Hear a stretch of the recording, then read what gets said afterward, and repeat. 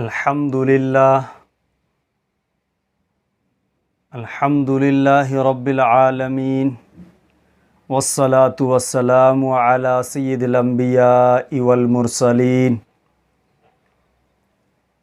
रब्बिश्रह ली सदरी वयस्सिर ली अमरी वहलुल उक़दतम मिन लिसानी यफ़क़हू क़ौली rabbi ज़िदनी इल्मा rabbi ज़िदनी इल्मा rabbi ज़िदनी इल्मा। अल्लाहुम्मा सल्लि अला सय्यिदिना मुहम्मदिन व अला आलि सय्यिदिना मुहम्मदिन व बारिक व सल्लिम।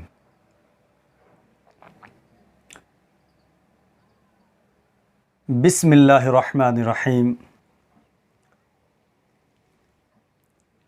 आज हमारा पहला सबक शुरू होने जा रहा है। हम पहले सबक की इब्तिदा करेंगे बिस्मिल्लाहिर्रहमानिर्रहीम।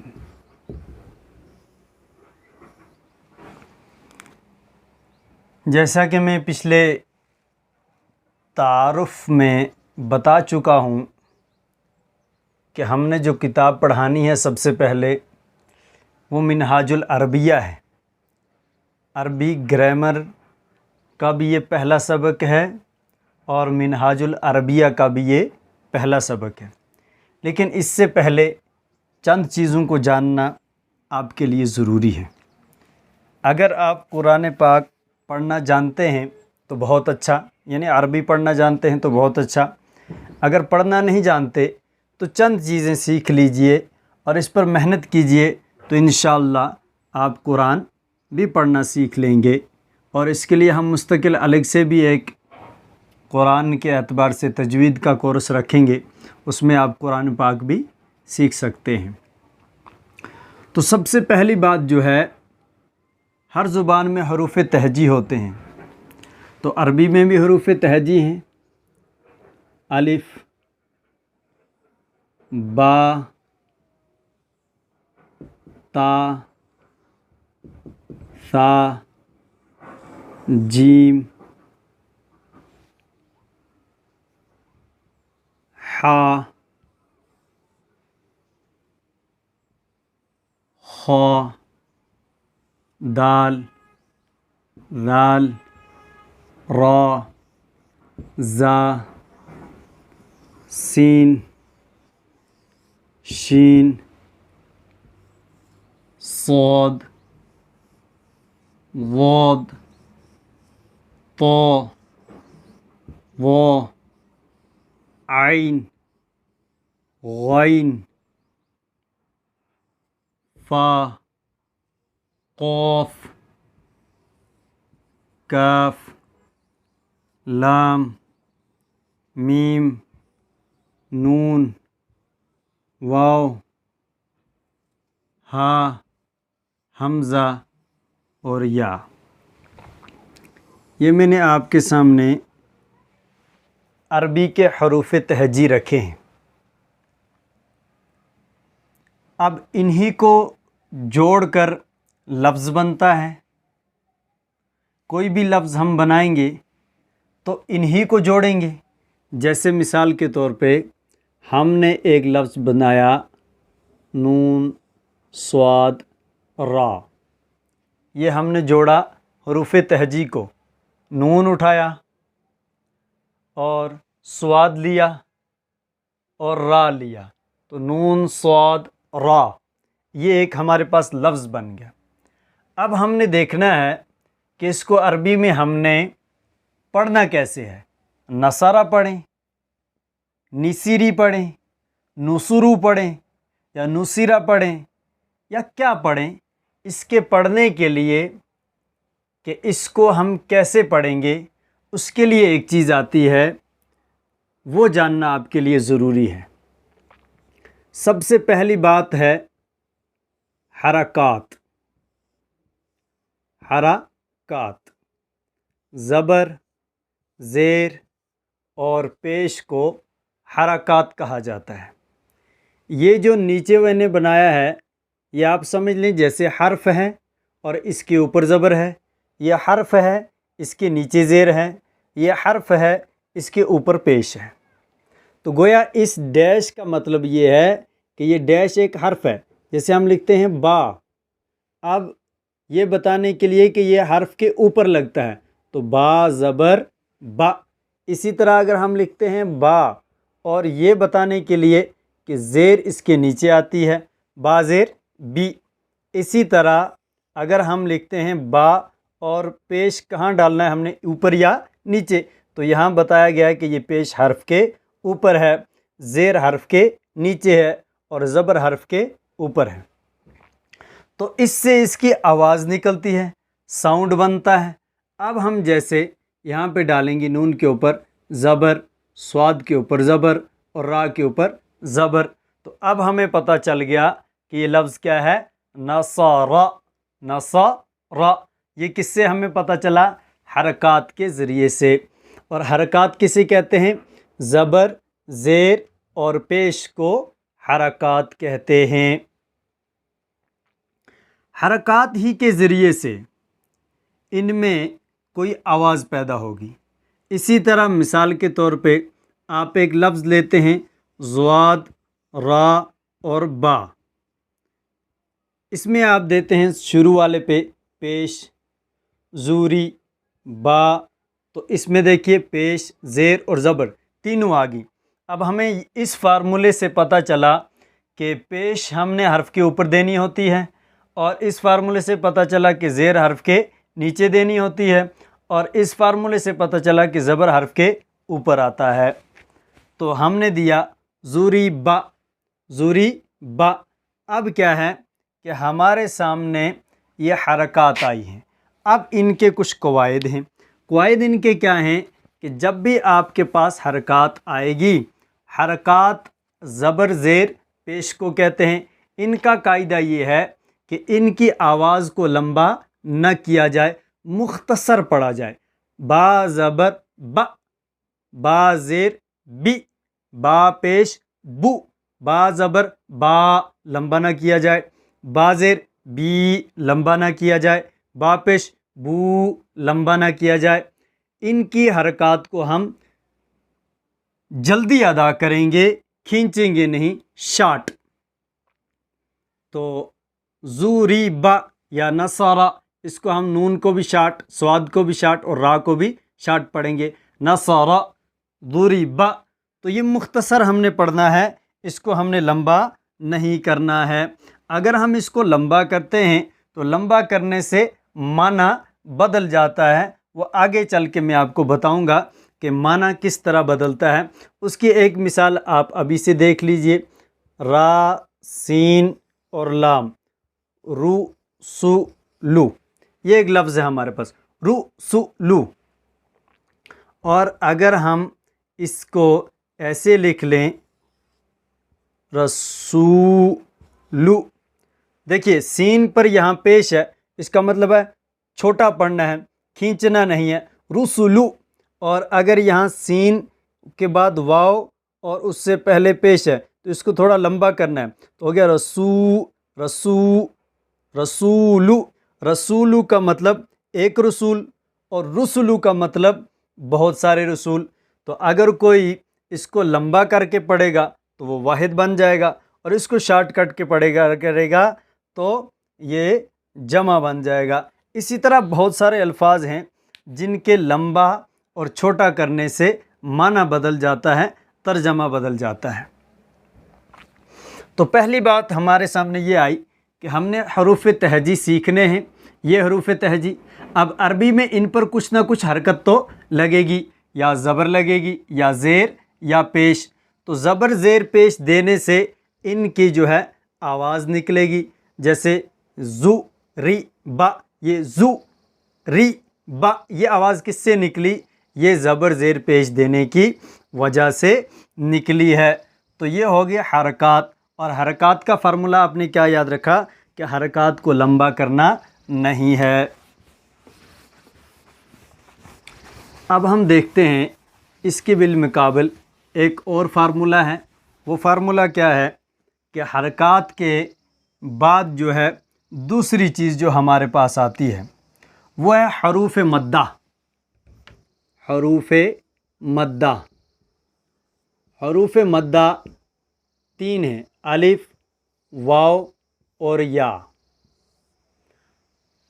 हरूफ मद्दा का मतलब होता है ये खींच कर पढ़ने। मद्दा मतलब खींच कर पढ़ने।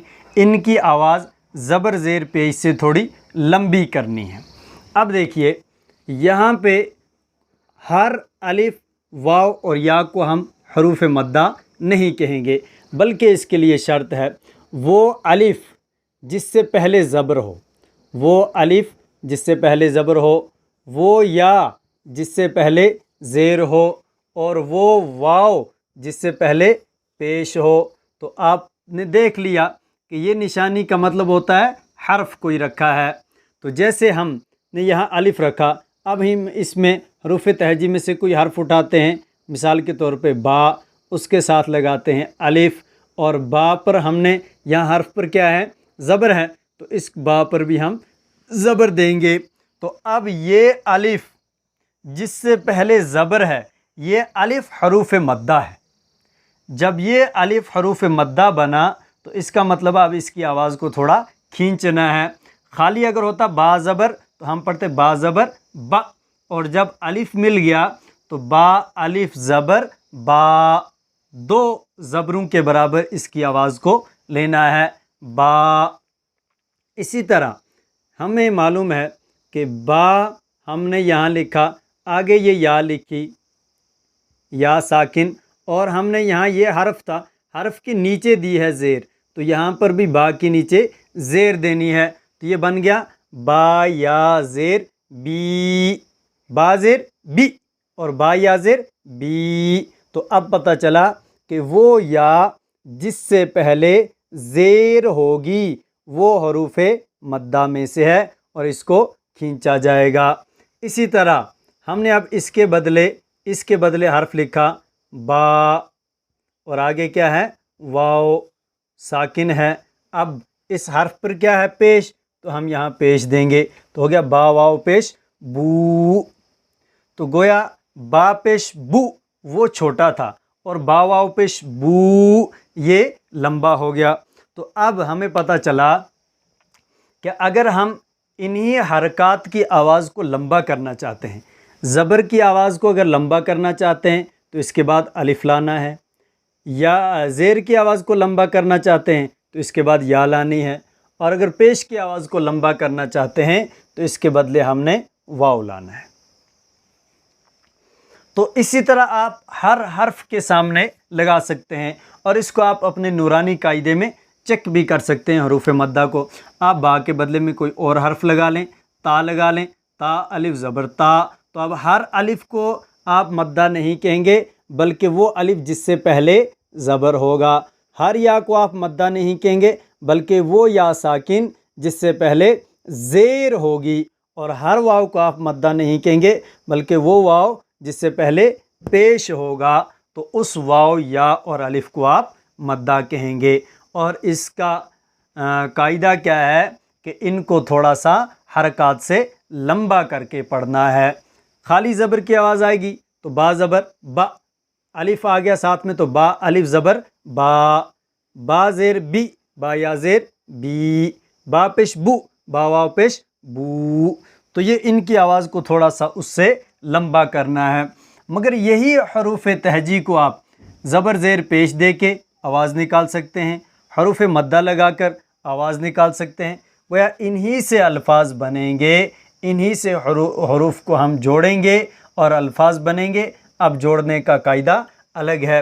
और अरबी में सबसे मेन चीज़ मेरे एतबार से ये है कि ये जो लंबी और छोटी करने की आवाज़ है, इस पर अगर हमें कंट्रोल आ जाए, कहाँ पर लंबा करना है, कहाँ पर छोटा करना है, तो हमारे लिए अरबी पढ़ना भी और कुरान पढ़ना भी आसान हो जाता है।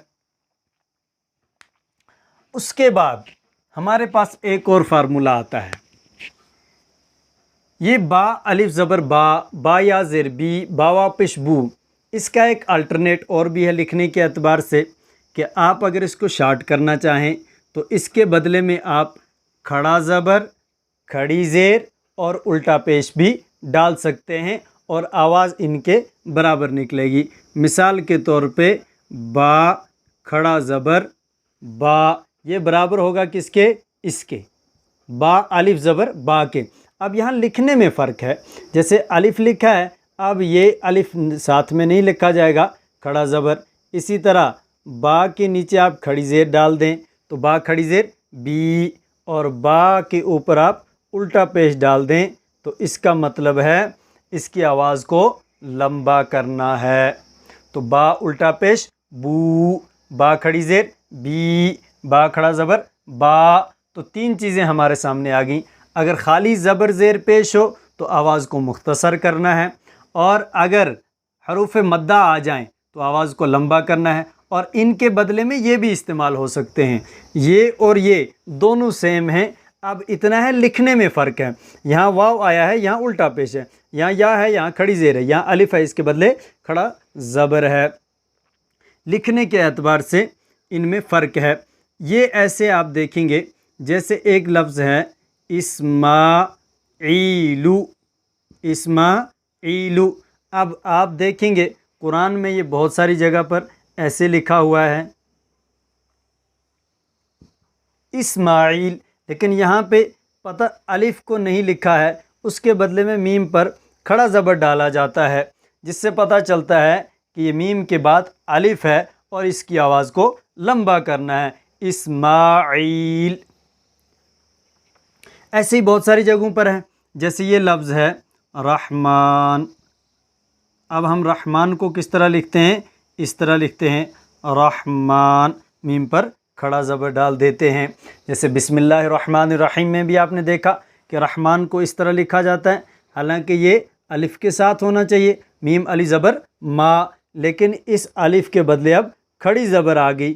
तो ये रस्मुल ख़त यानी लिखने के एतबार से इसमें फ़र्क पड़ता है, पढ़ने के एतबार से ये दोनों एक हैं, ये दोनों एक हैं। इसी तरह ये और ये एक, ये और ये एक, ये और ये दोनों एक हैं। ये मुख्तसर जो बुनियादी चीज़ें आपके सामने पेश कर रहा हूँ ताकि आपके जहन में कुछ चीज़ें आ जाएं जिनकी वजह से हमें थोड़ा बहुत कुरान अगर पढ़ना नहीं आता या अरबी पढ़नी नहीं आती तो इन कायदों को हम जहन में रखेंगे, जिससे हमें थोड़ा बहुत अरबी भी पढ़नी आ जाएगी इंशाअल्लाह। अगर हम इस पर मेहनत करेंगे, कोशिश करेंगे तो हमें अरबी पढ़नी आ जाएगी। उसके बाद जो हमारे पास इसके बाद वाला कायदा आता है वह हरूफ लीन का। हरूफ लीन, हरूफ लीन क्या है? वो भी वाव और या हैं, अलिफ तो इसमें नहीं है। हरूफ मद्दा में 3 थे, अलिफ वाव और या। हरूफ लीन में वाव और या 2 ही हर्फ हैं, लेकिन इनमें फ़र्क है कि हरूफ मद्दा में ये होता था, जैसे आपने देखा बा वाव पेश बू, बा या ज़ेर बी, लेकिन ये तो हरूफ मद्दा है। क्यों? क्योंकि वाव से पहले पेश है, या से पहले ज़ेर है, तो ये हरूफ मद्दा है। लीन में और मद्दा में क्या फ़र्क है? लीन भी वाव है और या है। फ़र्क क्या है? फ़र्क ये है कि यहाँ दोनों सूरतों में, या वाली सूरत में भी और वाव वाली सूरत में भी क्या होगा कि इन दोनों से पहले ज़बर होगा। बा वाव ज़बर बाउ, बा या ज़बर बई। तो ये था बा वाव पेश बू लंबा, यह है बा वाव ज़बर बाउ, लंबा भी नहीं करना और वो आवाज़ बू वाली भी नहीं निकलेगी। और बा या ज़ेर बी लंबा करना था, ये लंबा भी नहीं करना, बा या ज़बर बई। जैसे आप देखते हैं आईना, आईना, तो यहाँ पर या है, अगर या से पहले ज़ेर होगी तो हम कहेंगे ये या मद्दा है, और अगर या से पहले ज़बर है तो ये या लीन है। इसी तरह वाव से पहले अगर पेश होगा तो वो मद्दा है, और अगर वाव से पहले ज़बर हो तो ये हरूफ लीन है। और हरूफ लीन के पढ़ने का कायदा आसान है, इसको लंबा नहीं करना, और बा वाव ज़बर बाउ, बा या ज़बर बई। इसी तरह आपको बाकी हरूफ देखने हैं, ता वाव ज़बर ताउ, सा वाव ज़बर साउ, जीम वाव ज़बर जाओ, और इसी तरह बा या ज़बर बई, ता या ज़बर तई, सा या ज़बर सई, जिम या ज़बर जई। आप हर एक हर्फ के साथ इसको लगा के पढ़ सकते हैं।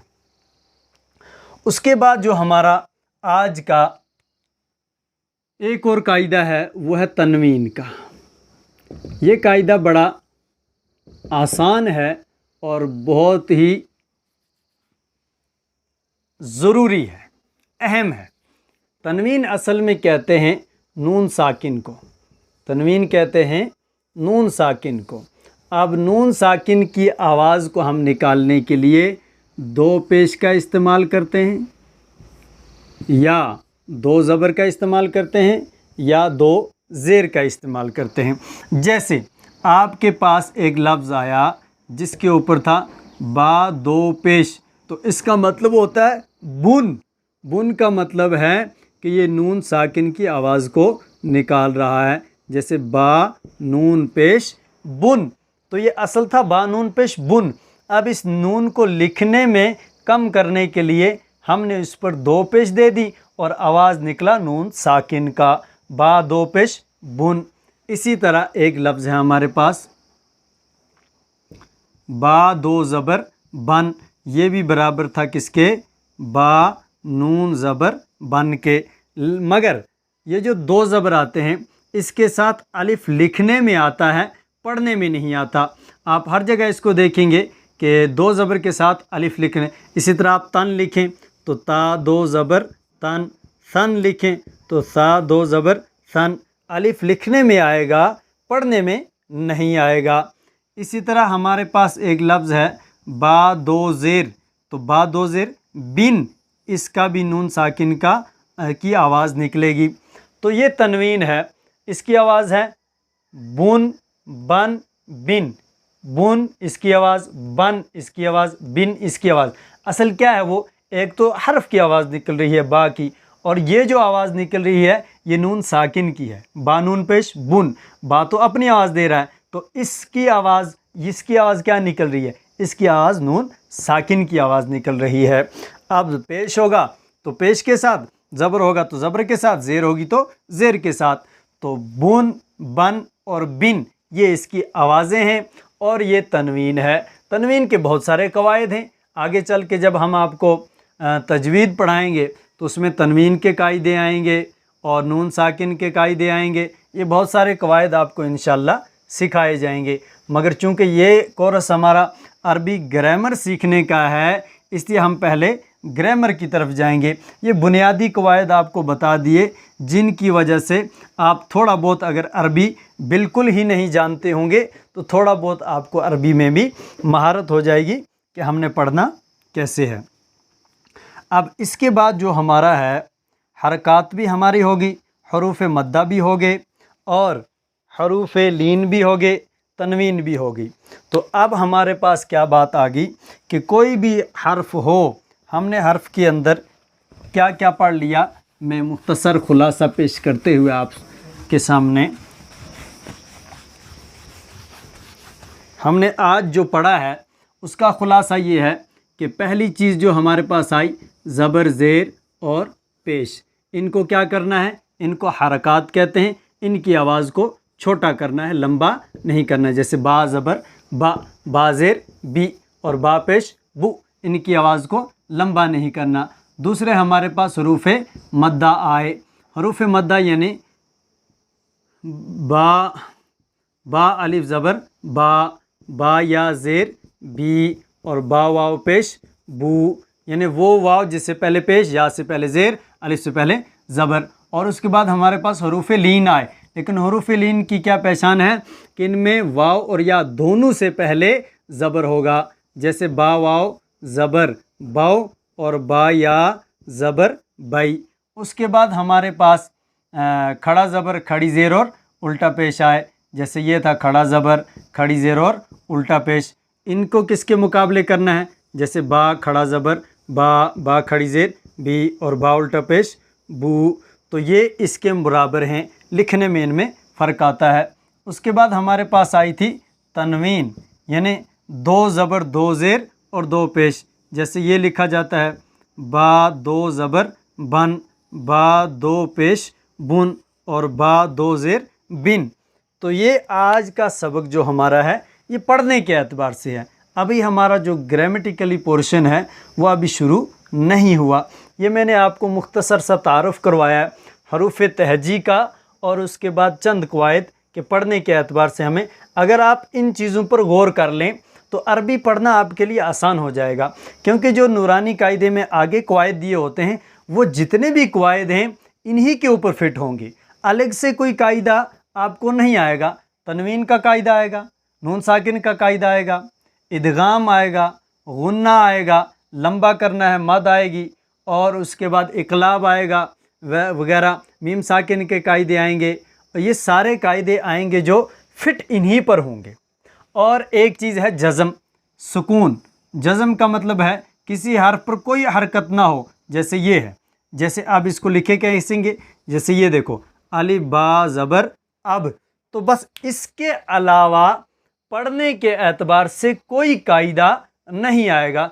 अगर आप इतने कायदों को सीख लेते हैं तो आप कुरान पढ़ सकते हैं। कुरान पढ़ने में इंशाअल्लाह दिक्कत नहीं आएगी। अलबत्ता उसके बाद जो है वो कवायद सीख लेंगे। इजहार किसे कहते हैं, इख्वा क्या है, इदगाम क्या है, इदगाम यरमलून क्या है, और मीम साकिन के कायदे क्या हैं, वो सारे कायदे आप सीख लेंगे तो आपको पढ़ना और आसान हो जाएगा।